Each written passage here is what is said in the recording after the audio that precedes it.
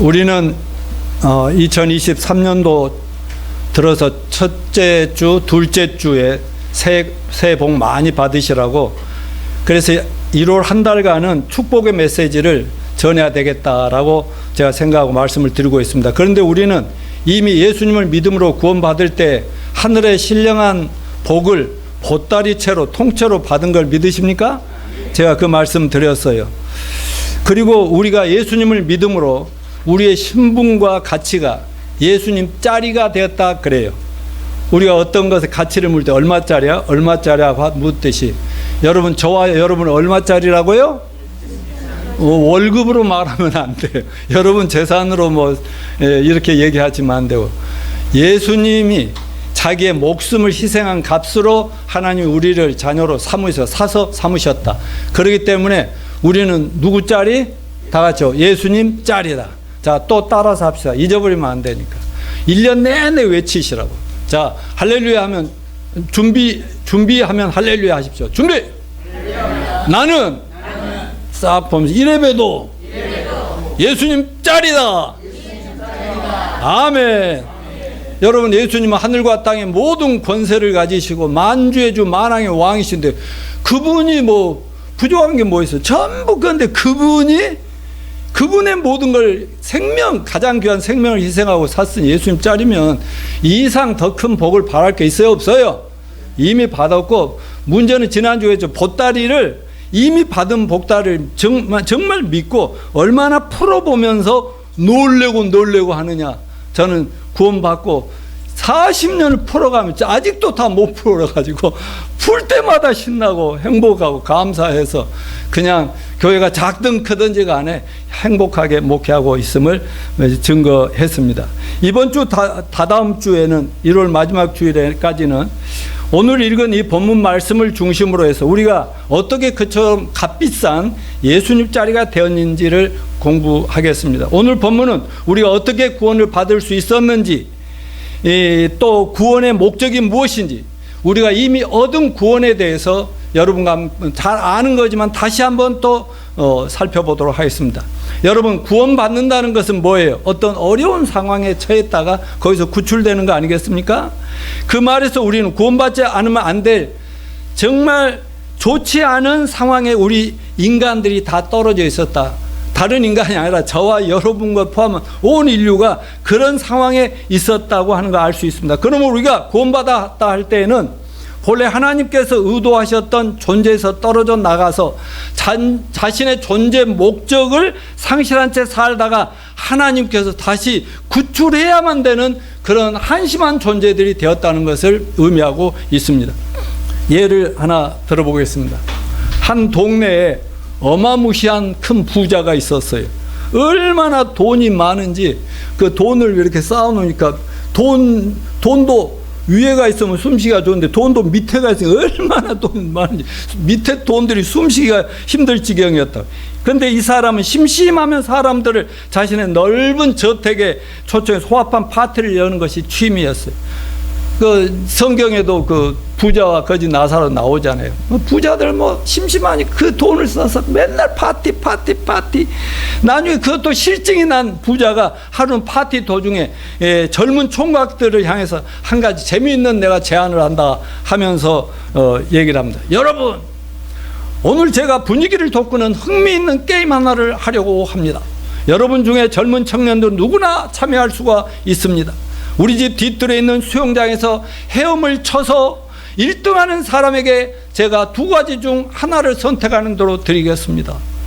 제 재산의 절반을 주든지 제 아름다운 딸을 주든지 하겠습니다. 그 말이 끝나기가 무섭게 젊은이들이 그냥 옷을 벗어제치고 수영복 입고 후다닥 바로 수영장으로 갔습니다.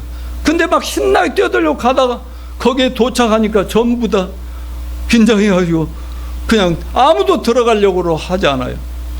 왜 들어가지 않습니까? 제 재산이 필요하지 않습니까? 제 딸이 필요하지 않습니까? 이렇게 얘기를 하는 거예요. 그런데 가만히 보니까 그 수영장 안에 악어 몇 마리가 계속 이렇게 다니는 거예요. 무서운 악어들이.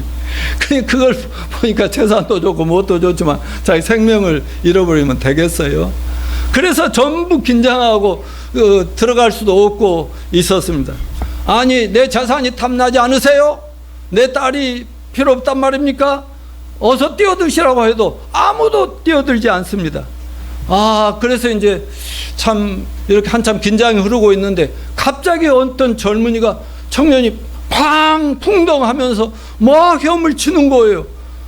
그래서 막 모든 사람이 긴장하면서 보는데 거기에 막 악어들이 달려들면서 한 대가 악어를 피하면서 이리 피하고 저리 피하면서 막 수영을 해서 막 달려갑니다. 사람들은 막 속으로 얼마나 안타까웠겠어요.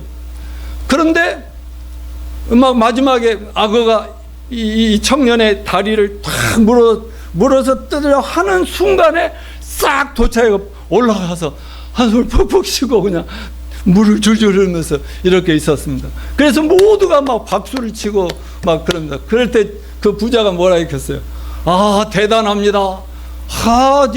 참 이제 뭘 원합니까? 내 재산의 절반입니까? 그랬더니 아니요, 그런 거 필요 없습니다. 그럼 내 딸을 원하는군요. 그럴 수 있습니다. 아니요, 딸도 원하는 거 아닙니까? 아니, 내 재산도 딸도 원하고 왜 뛰어들어서 그렇게 했습니까? 목숨을 걸고 했습니까? 그랬더니 내가 이렇게 조심해서 보고 있는 누가 나를 떠밀었는데 그놈이 누군지 그 놈을 찾아서 내가 죽이려고 지금 하는 겁니다. 그러더라는 거예요. 이 이야기는 하나님을 알기 전 우리 인생 이와 비슷하다는 생각을 하게 해주는 하나의 지어낸 이야기죠. 여러분은 예수 믿기 전 자신의 인생을 어떻게 생각하고 살았었습니까? 자, 오늘 본문을 통해서 우리가 생각할 첫 번째, 인간은 우연히 던져진 존재가 아니라 신의 창조물이다. 하나님의 창조물 믿으십니까? 예, 우리 인생의 탄생 조건에 대해서 불만이 많았어요. 많은 사람들이 인간은 고통으로 가득한 이 세상 바다에 던져진 존재라고 생각합니다. 그래서 따라서 해서 인생 고해다. 예, 정말 쓴 바다와 같다는 말이에요. 예수를 만나 구원받기 전 저도 인간이 사방에 위험이 도사리고 있는 이 세상에 떠밀려 들어와서 할 수 없이 살아가는 존재 같은 느낌이 들어요. 언제 악어밥이 될지 모르는 가운데 헤엄쳐야 하는 신세처럼, 또 지뢰가 가득한 공동 경비구역이 있잖아요.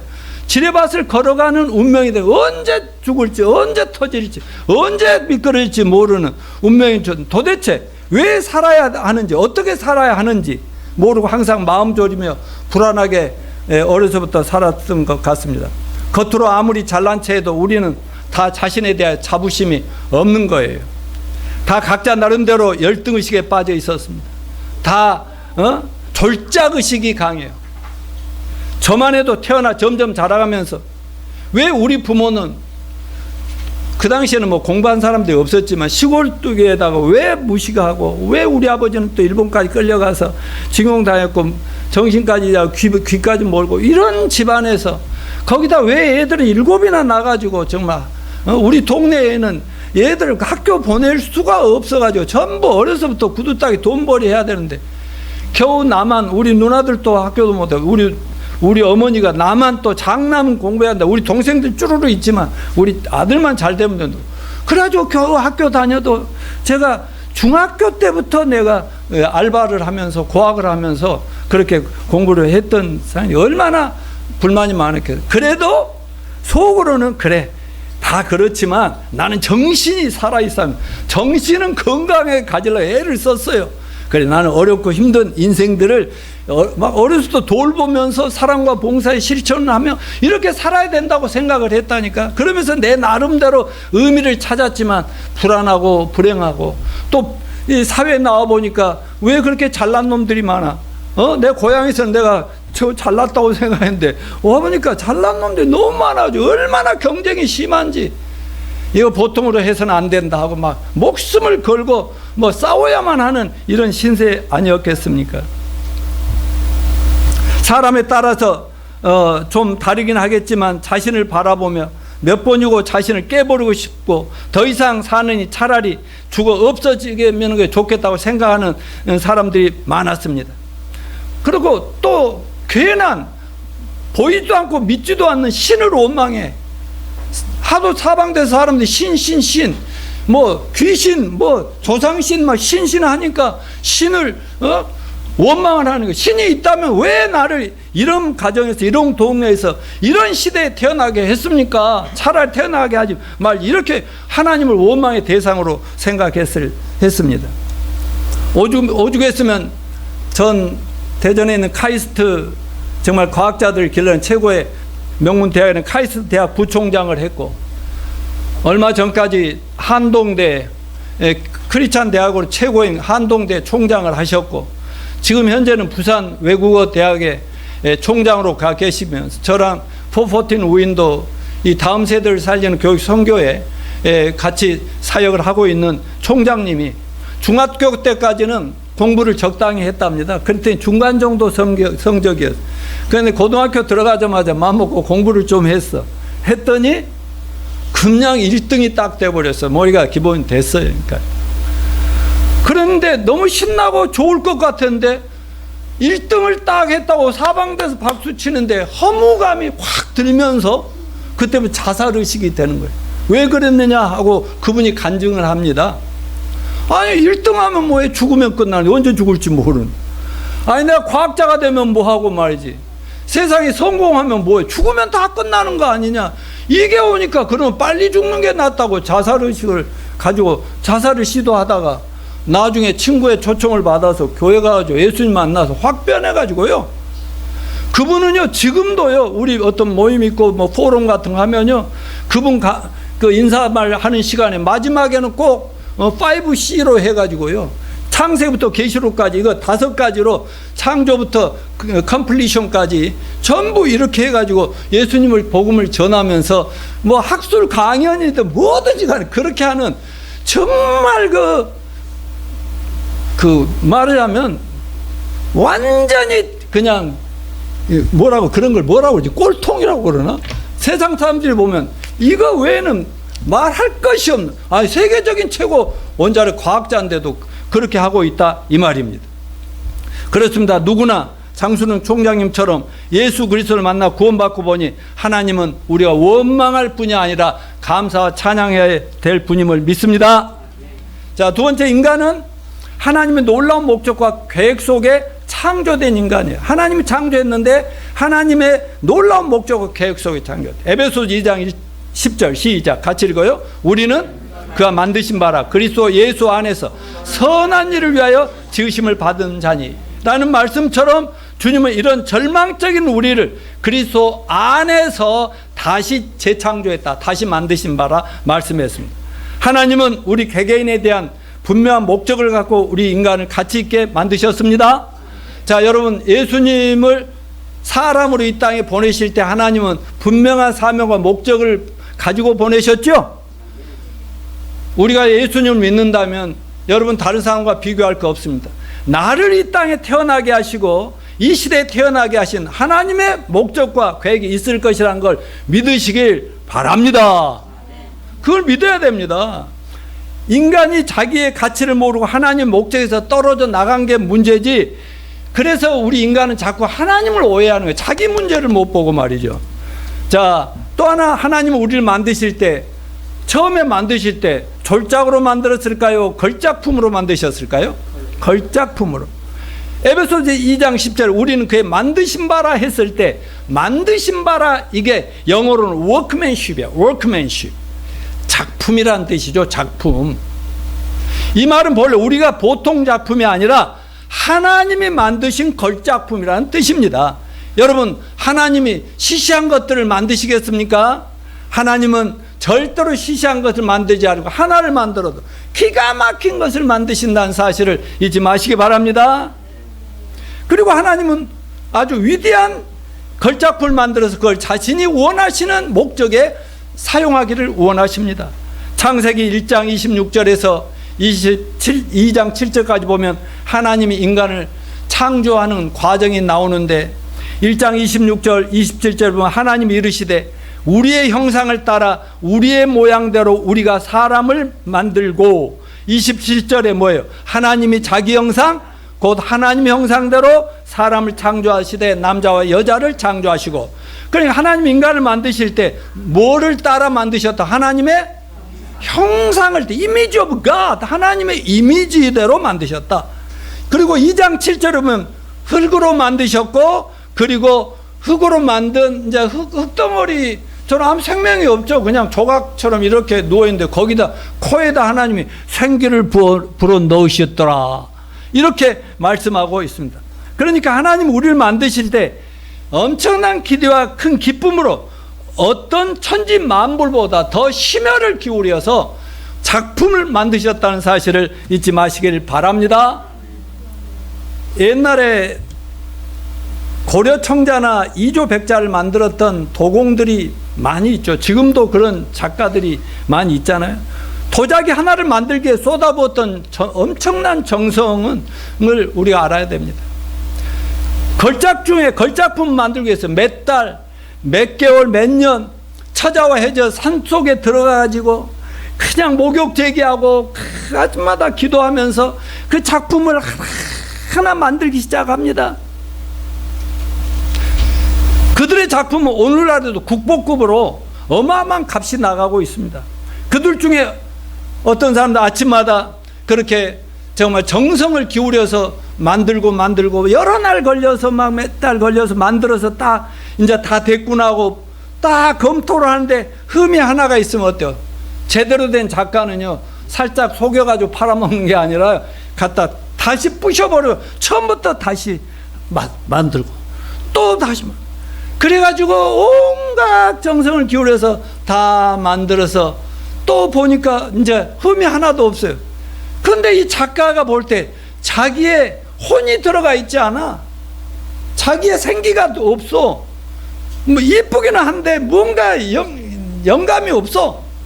그래서 또 부셔버리고 또 만들고 또 만들어서 마지막에 해서 정성을 기울여서 막 기도를 하면서 했더니 그 작품들이 나중에는 왕에게 상감마마에 갖다 바쳐서 그게 오늘날의 또 국보급으로 돈으로 계산할 수 없는 그런 것들이 나오는 거 아니겠습니까? 여러분, 하나님이 사람을 만드신 것도 이와 비슷하다는 말씀을 드린 겁니다. 흙으로 만드신 후에 하나님의 영을 불어넣으셨다. 영, 하나님은 영이시죠. 그러니까 흙으로 만든 그 무생물에다가 거기다가 하니까 사람이 살아나서 겉은 흙이지만 이제 피가 돌고 막 이런 생기가 돌아가지고 이제 이런 우리같이 지금 이렇게 말하고 이런 거 아니겠습니까? 하나님이 최선을 다해서 공들을 만들으셨다. 심혈을 기울여서 걸작품을 만드신 후에 아주 가치 있는 목적에 사용하기를 원하셨다는 것입니다. 자, 넘겨주시면, 그럼 하나님의 최고의 목적을 가지고 정성껏 만드신 최고의 걸작품인 인간들의 특징이 무엇인가 몇 가지 또 살펴보겠습니다. 창세기 1장에는 하나님 인간을 하나님의 형상대로 아까 만드셨다 했는데 이게 무슨 뜻이에요? 하나님 형상대로 만드셨다. 무슨 뜻일까요? 하나님 닮은 꼴로 만드셨다고 말이에요. 우리가 자식을 우리 형상대로 낳았다는 말과 같습니다. 여러분, 저 소윤이, 로빈이 보면 저 뒤에 엄마 아빠 닮은 것 같아요. 한번 보세요, 한번. 엄마 아빠 좋은 점만 다 닮아고, 그래도 자기들 좋지 않은 건 담기를 원하지 않죠? 좋은 건 다 담기를 원하죠? 예, 그런 거예요. 그러니까 자식이 부모님 닮은 꼴로 나오듯이 하나님 형상대로 지음받은 사람들은 하나님 수준의 그런 사람으로 만드셨다라고 보면 되는 겁니다. 하나님이 너무너무 사랑하는 자식으로 만드신 겁니다. 하나님과 얼마든지 교통하며 교제하며 사는 아버지와 아들의 사랑관계, 이런 관계로 만드셨음을 알아야 됩니다. 그렇기 때문에 먼저 모든 천지 만물을 첫날, 둘째 날, 셋째 날, 넷째 날, 다섯째 날, 이런 천지 만물을 창조하시면서 하루 창조하시고 보시기에 좋았더라 그랬죠. 또 이튿날 또 창조하시고 보시기에 좋았더라. 마지막 동식물 이런 걸 다 만들고 다섯째 날 보시기에 좋았더라. 하나님 보시기에, 하나님이 어설픈 거 만드시겠어요? 근데 마지막 여섯째 날 인간을 흙으로 만들고 생기를 부어놓고 나서는 어땠어요? 그러면서 창조의 완성이 되었는데 하나님이 인간을 보고 자연 환경 속에 인간을 볼 때 하나님 보시기에 어쨌다고 그래서 좋았더라? 그렇죠. 다 같이 심히 좋았더라. 너무너무 멋지고 아름다웠다 이겁니다. 마치 신랑이 신부를 마주하기 위해서 모든 걸 다 준비해 놓고 멋진 모습으로 깨끗하게 해서 모셔드린 것처럼, 마치 임산부가 자기가 사랑할 자식을 낳기 전에 이것저것 잘 준비해 놓고, 또 애가 배가 불러가면서 애를 위해서 이거 하나 준비하고 이거 준비하면서 만지면서, 그 애가 다 나오면 어때요? 다른 거 다 필요 없고 애 보기만 해도 어때요? 아픈 거? 애기 나 보셨죠? 우리 전정자 하면 매우 연약한 여자였습니다. 애기 3명이나요. 병원 수술도 안 하고요. 해서 나 대단한 여자예요. 아팠죠? 나 옆에서 막 찔찔 모르고 이러고 있었거든요. 그런데 여러분, 애기 낳으면 아픈 거 다 어디로 가버려. 애기 보고 웃음밖에 안 나오죠? 기뻐가지고. 하나님의 우리를 만드실 때 그렇게 만들어요. 그래서 인간의 창조는 하나님 창조의 클라이맥스다. 아주 최절정이었다라고 할 수 있어요. 그 걸작품은 하나님이 영이 들어간, 생명이 들어간 하나님의 자식이었습니다. 하나님과 사랑 관계로 창조된 귀한 존재였습니다. 그 창세기 1장은 그런 사랑의 관계성을 이야기합니다. 그러니까 이 세상을 어떻게 만들었냐가 아니라 누가 왜 만드냐, 그것이 핵심인데요. 하나님께서 사랑하는 자식을 만들 때 목적 없이 만들었겠습니까? 놀라운 계획과 목적 속에서 하나님 닮은 꼴로 만든 것을 감사합시다. 자, 두 번째는 걸작품은 흙으로 만들었다. 흙으로 만들었다는 것은 사람이 자연세계의 한 일부로 만들어졌다는 겁니다. 여러분, 흙 속에는 사람 몸의 구성 요소인 산소, 수소, 탄소, 질소, 자연에 다 있잖아요. 동물에도 있고 사람에게도 다 이런 요소들이 다 있어요. 그러므로 사람은 자연세계 한 부분으로 그 안에 살며 그걸 즐기고 사용하며, 또 하나님은 생육하고 번성하고 땅에 충만해서 세상 만물을 다스리라고 그랬잖아요. 동식물이고 모든 우주 만물 다스리라. 그리고 타락하기 전에 인간은 자연과 너무 친화적이죠. 호랑이, 사자, 뱀들이 무서운 존재가 아니었죠. 그냥 그렇게 서로 사랑하고 좋은 관계였다 이 말입니다. 그러나 인간을 흙으로 창조하신 후에 인간의 코에다 하나님이 생기를 불어넣은 존재라는 점이 동물과 다릅니다. 하나님의 영, 생명을 불어넣으심으로 인간 창조가 완성된 것입니다. 자연세계와 통할 뿐 아니라 하나님과도 소통하면서, 그래서 인간만은 하나님과 소통한 관계 속에서 자연 만물과 소통하며 다스리고 통찰하, 그런 의미였어요. 그래서 사람은 자연세계의 한 부분인 동시에 하나님 세계의 한 부분으로 창조된 것을 알아야 됩니다. 그러므로 하나님과 관계가 깨어질 때 사람은 흙밖에 남지 않는, 동물과 조금도 다름할 것이 없는 그런 존재로 전락한다는 사실을 알아야 됩니다. 그러니까 우리가 하나님과 바른 관계에 있을 때는 너무나 세상 만물이 두려울 것이 없는, 전부 우리 발 아래에 있고 우리가 다스려야 될 내용이지만, 하나님과 관계가 끊어지면은 우리는 아주 졸작품으로 전락해 버린다. 그리고 또 하나, 하나님이 우리를 걸작품으로 만들었을 뿐 아니라 우리를 로봇으로 만들지 않고 인격적인 존재로 만드셨다는 사실입니다. 만일에 어떤 남자가, 어떤 처녀가 마음에 들어서 결혼을 하고 싶어. 그런데 권총을 하나 가지고 말이지 협박을 하면서 너 나하고 사귀어 안 사귀면 줄. 그래가지고 그 다음에 결혼해갖고 부부생활이고 뭐고 가정생활 전부를 권총으로 돈 벌어와 이래봐. 계속 여러분 이렇게 하면 거기에 부부 사랑이, 결혼 생활을 몇 년을 한다고 사랑이 생길 것 같아요? 어때요? 말이야, 생겨 안 생겨? 여기 있다. 생겨 안 생겨? 생길 수가 없지. 진짜 사랑이라는 것은 진심으로 서로 사랑하고 존중하고 이러는 가운데 막 그 사랑이 넘쳐 흐르는 거 아니겠습니까? 근데 강제로 막 이렇게 한다고 말이에요. 요즘 4차 산업혁명 시대라고 하면서 AI들이 어이구 저 이렇게 싹 로봇을 만들어 가지고요, 노양모 얼굴을 거의 딱 씌우면 노양모가 이 자리에 서서 하는데요, 꼭 노양모 하는 것 같이 할 수 있어요, 없어요? 요즘 그런 게 많이 보이잖아요. 근데 요즘 그러다 보니까 젊은이들 결혼하고 나중에는 그러면 로봇 하나 아내로 남편을, 아이고 저는 그 뉴스에 나오는 그것만 봐도 징그럽던데. 사랑하십니까? 아니 사랑하시냐고. 모 선생님 사랑하십니까? 나 사랑해요. 나 사랑. 이게 사랑이지. 로봇 하지. 너 안 하면 죽는다. 막 죽을래면 이거는 절대 아니라는 겁니다. 이 얘기가 뭘 얘기합니까? 하나님이 우리를 인격적인 존재로 만드셨다는 거예요. 그러니까 선악과를 따먹지 않으면 하나님과 아주 올바른 인격적 관계, 부족함이 없는 예수님 자리로 살 수 있는 거고, 하나님의 명령을 어기고 선악과를 따먹으면 하나님과 관계가 끊어지면서 동물 수준으로 이제 흙덩어리가 언제 무너지고 쓰러냐, 이것만 남는다는 거 아니겠습니까? 다섯 번째, 최고의 걸작품 인간 졸작이 되어버린 이유가 창세기 3장에 나와 있죠. 아담과 하와를 만들어서 세상을 다 주고 에덴 동산에 너무 해피하고 있는데 뱀으로 가장한 사탄 마귀가 와가지고 하나님이 이거 전부를 먹지 말라 하더냐. 원래 하나님 다 먹어줘. 이거 하나만 먹지 마. 그랬는데 이거 다 먹지 말라 하더냐 하고 헷갈리게 딱 말을 꼬여가지고 샥.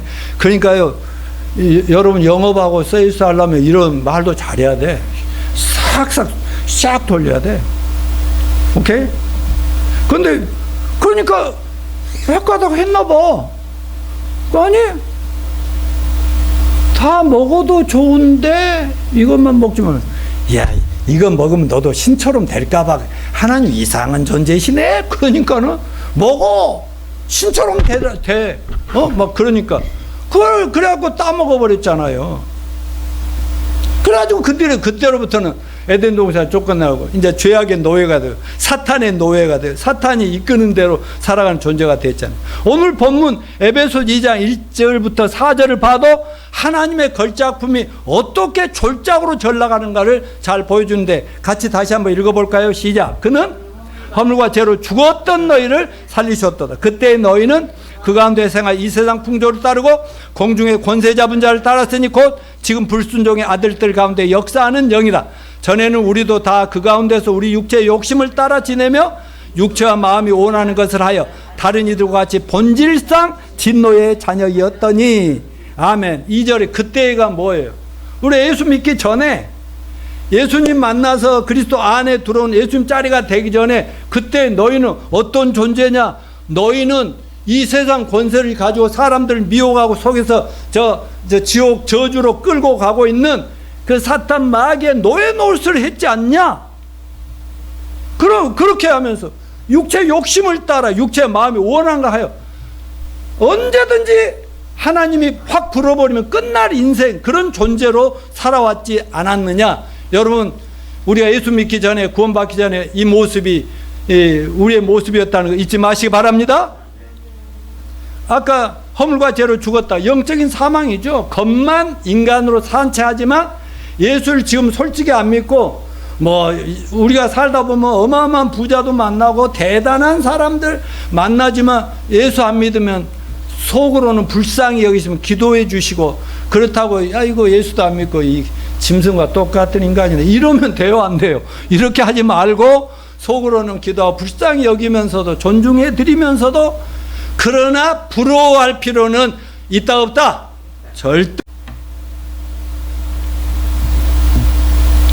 자, 오늘 본문은 이렇게 걸작품이었다가 쓸모없는 졸작으로 전락한 사람을 하나님께서 그리스도 안에서 다시 만드셨다. 아까 다시 만드셨다고 말해요. 워크맨십. 걸작품으로 만드셨다고 말씀한 핵심입니다. 자, 2장 10절 다시 우리는 그의 만드신 바라 작품이라 그리스도 안에서 선한 일을 위하여 창조되었느니라. 새로 만드셨다. 이것이 바로 우리가 예수 믿고 구원받은 실상입니다. 망가진 인생, 버려진 인생을 하나님은 그래도 사랑하셔서 예수님을 보내시고 그의 십자가 희생으로, 다시 말하면 예수님 생명을 지불하고 다시 죄값을 지불하고 구원해서 다시 살리신 거니까. 그래서 사도 바울은 이 사실을 깨닫고 나서서 뭐라고 했어요? 따라서 하세요. 그런즉 이전 것은 지나갔으니 보라 새 것이 되었도다. 아멘. 자, 우리 옆에 분 보면 나 이래봬도 다 같이 하십시오. 나 이래봬도요 완전 새 것이거든요. 완전 새 거. 예, 아무리 나이가 들어가고 아무리 주름이 생기든지 간에 우리는 영원한 새 것입니다. New creation, 새롭게 만들어진 걸작품이라는 사실을 절대 잊지 마십시오.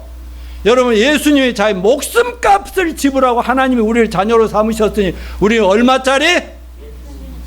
다 같이 예수님짜리. 나는 예수님짜리다.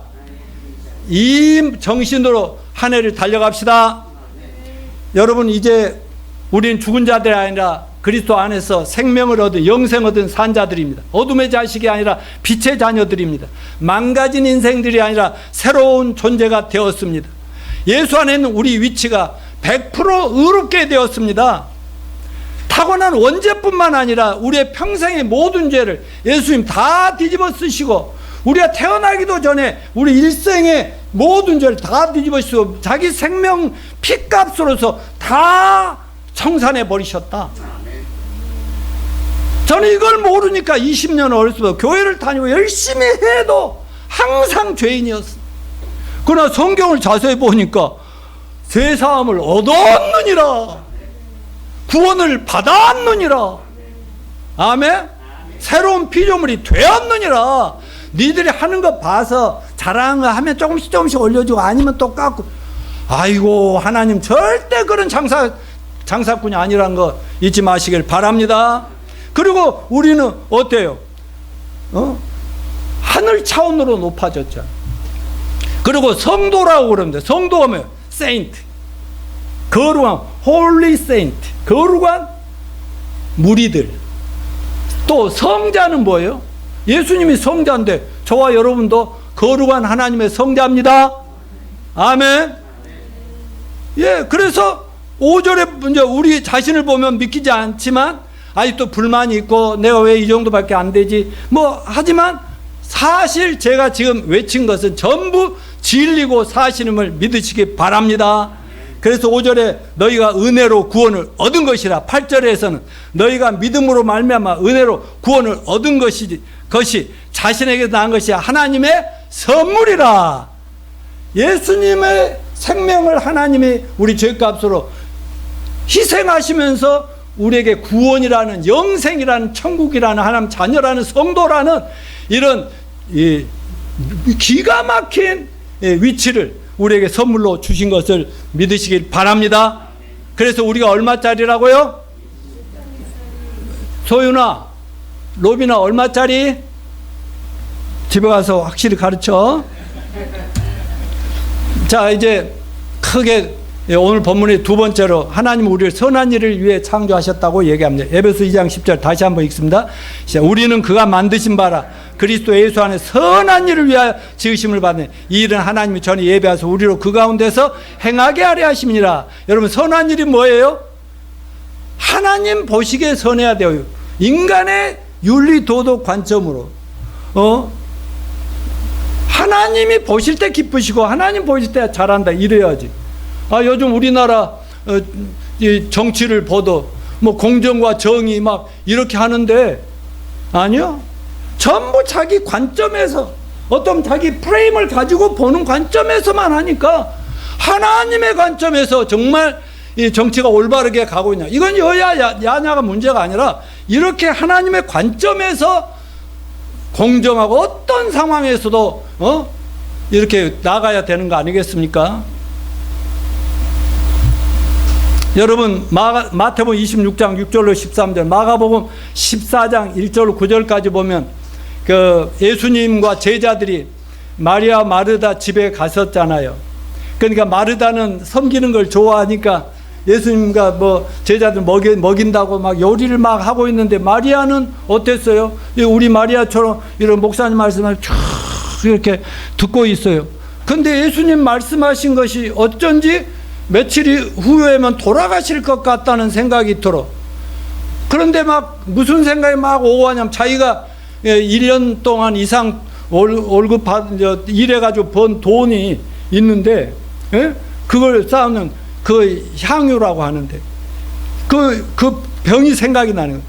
그 기름이 제사장이 제사할 때 쓰는 건데, 그것이 엄청나게 비싼 거거든.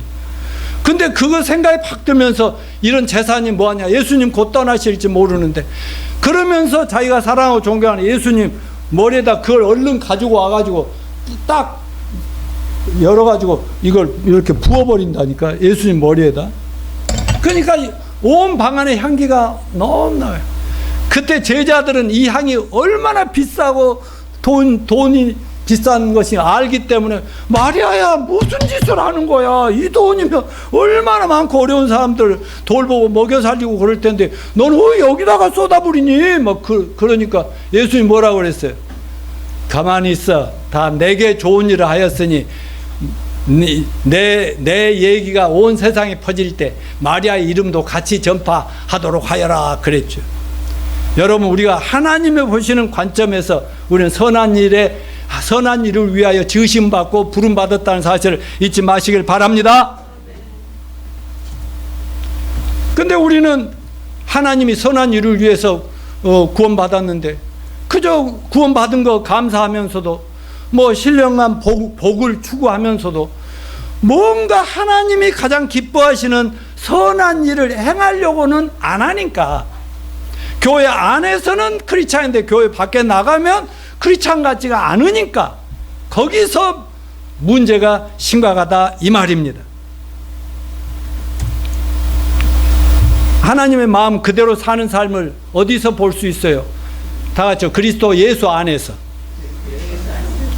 여러분, 예수님의 삶을 보면 출생에부터 공생에서 십자가 죽고 부활할 때까지 참 예수님의 초점은, 삶의 초점과 사명의 초점이 어디에 맞춰 있었어요? 당신을 보내신 하나님 아버지의 부르심과 보내심에 초점이 맞춰 있었다 이거예요. 그러니까 사는 것도 죽는 것도 자기 뜻대로 아무것도 하지 않았어요. 십자가가 점점 자기 앞에 다가올 때 제자들은 예수님 피하시라고 그러는데, 자기도 얼마나 그것이 처절하고 힘든 고통인지 알지만 아버지 뜻대로 하리라, 아버지 보내신 뜻으로 행하러 왔노라. 그래서 다 배반하고 가도 자기는 십자가를 향해서 갔던 거 아닙니까? 여러분,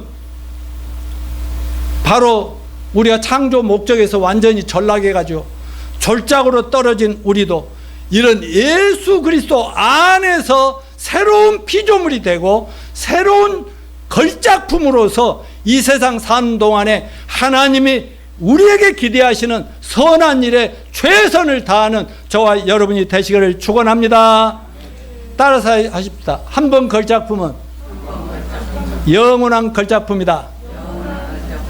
예, 어쩔 때는 우리가 졸작의식이 들 때도 있고, 내가 구원받아서 왜 이 모양, 아니요, 정말 성경 그대로 믿었다면 죄 없습니다. 아멘요. 여러분, 의롭게 되었다는 제 말은 성경만 얘기하니까 믿으시기 바랍니다. 아멘요. 예, 하나님이 용서하셨다니까. 그걸 믿고요. 근데 하나님은 우리가 구원받은 사랑하는 자녀들이 잘못하면 매매할까요, 안 할까요? 매매해요. 왜? 사랑하니까. 아니, 예수 안 믿는 인간들은요, 징계하고요, 아니 뭐 이렇게 아주 심판해서요 막 죽이죠. 그러나 우리에게도 매매가 있어요. 매매, 사랑의 매매. 그래서 제가 여러분에게 권합니다. 하나님이 이 종의 입술을 통해 좋은 말로 할 때 잘합시다. 순종합시다. 헌신합시다. 자, 결론적으로 다음 주가 설 명절입니다. 우리는 이미 만복의 근원 되시는 하나님 아버지로부터 신령한 모든 복을 보따리째 다 받았다는 거 믿으십니까? 그렇다면 더 이상 복 할 필요 있어요, 없어요? 그저 복을 축복하는 저와 여러분이 되시기를 바랍니다. 무슨 말이에요? 복의 통로가 되십시오. 제발 여러분의 있는 걸 끌어보시고 풀어보셔서 어이구 이런 것도 있네. 이 성경 속에 있는 모든 약속이 다 저와 여러분에게 주신 하나님의 약속인 줄 믿으시기 바랍니다. 내가 존경하는 어떤 목사님이 카톡에 하나 보냈는데 어떤 얘기가 기록된지 아십니까? 이런 얘기가 왔더라고. 자기가 만복을 받았는데 정말 믿음으로 끌러보지 않았으니, 끌러보면 그런 말은 제가 한 말이요, 결국 내가 왜 이렇게 거지처럼 살았지? 그런 분이 계셨어. 내 설교를 들으셨나? 하는 생각도 들 정도. 여러분들은 금년부터 더 열심히 풀어갑시다. 그래서 만복의 통로가 되시길 바랍니다. 또 에베소 2장 7절 한 절만 여기 같이 읽어봐요. 시작. 이는 그리스도 예수 안에서 우리에게 자비하심으로 그 은혜의 지극히 풍성함을 오는 여러 세대에 나타내려 하심이니라. 이 은혜, 값없이 주시는 은혜, 공짜로 구원받는 것, 하나님이 우리의 모든 것이 되시는 것, 만복을 주신 것, 그래서 우리 인생이 점점 변화되고 빛나고 정말 걸작품으로 이렇게 인생살이가 사람들에게 좋은 영향을 미치고 살아간다는 것을 세상 사람들에게 보여주라고 우리를 축복하시길 원하십니다. 그러니까 명절에 더 이상 조상신, 귀신, 우상들에게 복을 비는 이 민족, 우리는 비록 거기에 가서 제사상에 절하고 그렇게는 안 하더라도 그분들이 구원받아야 되기 때문에 잘합시다. 가서 잘 섬깁시다. 잘 존중해 드립시다. 그리고 선물도 하고 이렇게 해가지고 결국 시간이 되면 서로 웃고 깔깔 즐겁게 있다가 시간 되면 따라서 마이 스토리, 그리고 지저스 스토리. 예, 나도 전에는 그랬었는데 어느 날 예수님이 나를 구원해서 내 인생이 이렇게 변화돼서 놀라운 인생이 됐으니 하나님은 나를 사랑하는 당신도 이모님도 고모님도 오빠도 형님도 아버님도 사랑합니다. 이렇게 얘기해서 한 영혼이라도 정말 마음에 뭔가 꽂힐 수 있는 그런 역사를 이루는 이번 설 명절이 되시기를 축원합니다.